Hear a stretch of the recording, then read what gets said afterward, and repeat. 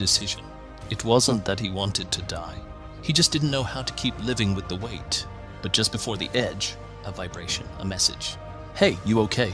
And that message didn't fix everything, but it paused the darkness, long enough to breathe, long enough to choose tomorrow. There's a space, just seconds wide, between the thought and the action.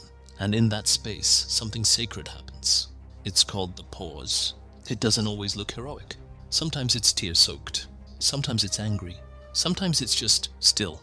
But in that stillness, a door cracks open. The drawer closes. The razor goes back. The phone rings. And hope, just a flicker, finds its way back in. For David, it was a bit different. He said, I'd made up my mind. But as I sat in my car, crying with the engine running, my niece's drawing slipped out of the dashboard. It was me and her holding hands. She'd written, Uncle David, I love you to infinity. And I paused, just sat there, staring at that drawing for an hour. That pause saved me. David got help. And now he visits high schools telling teens, if you're thinking about ending it, give life one more minute, then another, then another.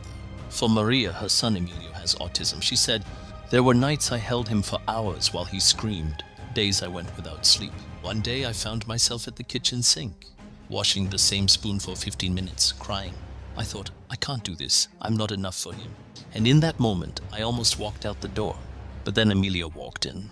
And for the first time in his life, he touched my face. No words, just a look that said, stay. And I paused.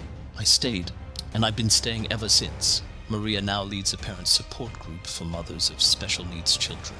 She says, the pause gave me back my purpose. James, a veteran, he said, I couldn't sleep. Fireworks made me drop to the ground. And nobody understood what I saw when I closed my eyes. One night, I drove out to the river with a bottle and a goodbye note. But my service dog, Ace, barked. Just barked and barked like his life depended on it.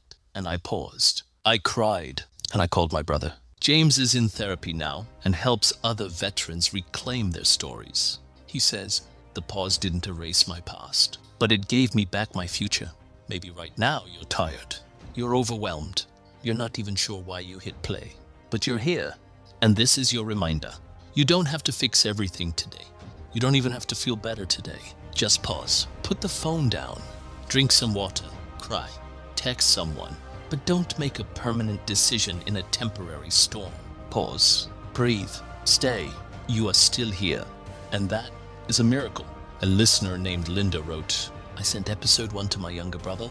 He didn't respond. But the next day he called and said, I'm still here. Thanks for not giving up on me. Linda, that message became his pause. Thank you. This week, I challenge you to create a pause for someone else. A check-in, a smile, a hey, I see you, or maybe just a moment of presence. You may never know, but your words might be the hinge that saves a life. And if this episode is your pause, I'm honored. You're still here, and that's enough for today. If you or someone you love is struggling, please don't wait. Or call 988 US Suicide and Crisis Lifeline. You are not broken. You are not alone. And there is help, always. This has been Still Here, Stories from the Dark. I'm Sylvester Mugabe. And I'm so glad you paused with me today. Next time, join me for episode 3, Memory Light, where remembering who we once were becomes the path to who we can still become. Until then, pause, breathe, stay. You matter.